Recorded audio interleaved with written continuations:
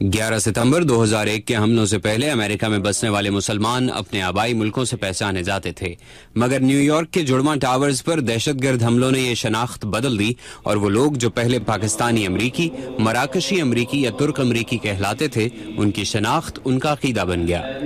इसी पहचान ने मुख्तलिफ रंगो नस्ल के मुसलमानों को इकट्ठा किया कि वो ईसाई अक्सरियत के इस मुल्क में अपने मजहब का वो चेहरा सामने लाएं जो अमन, इंसानियत और कानून की पासदारी से इबारत है।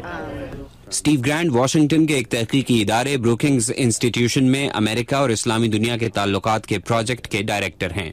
You see young Muslim Americans being engaged. आपको ऐसे नौजवान मुसलमान अमरीकी नजर आएंगे जो न सिर्फ अपनी पाकिस्तानी कम्युनिटी या मिस्री कम्युनिटी में मजहबी सरगर्मियों में हिस्सा लेते हैं, बल्कि इससे बड़े पैमाने के सरगर्मियों में भी जो कि अमरीकी मुआशरे का हिस्सा हैं, जैसे बॉय स्काउट्स या गर्ल स्काउट्स, कम्युनिटी की सतह की तंजीमें, स्कूल बोर्ड्स और कम्युनिटी काउंसिल, वो हर सतह पर नुमाइंदगी करते नजर आते हैं।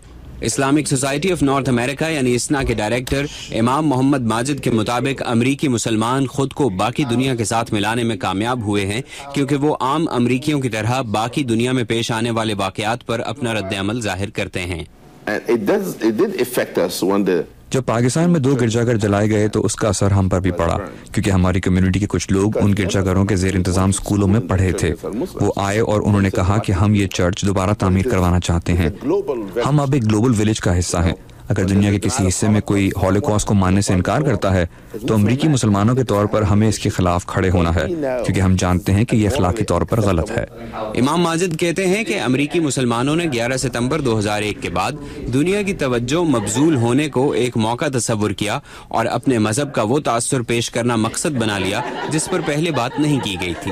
11 सितंबर के बाद मुसलमान अमरीकी माशरे की हर सतह पर अपना किरदार अदा कर रहे हैं, चाहे वो तालीम और सेहत के मैदान हो, फलाही काम हो या फिर मकामी और मुल्की सियासत।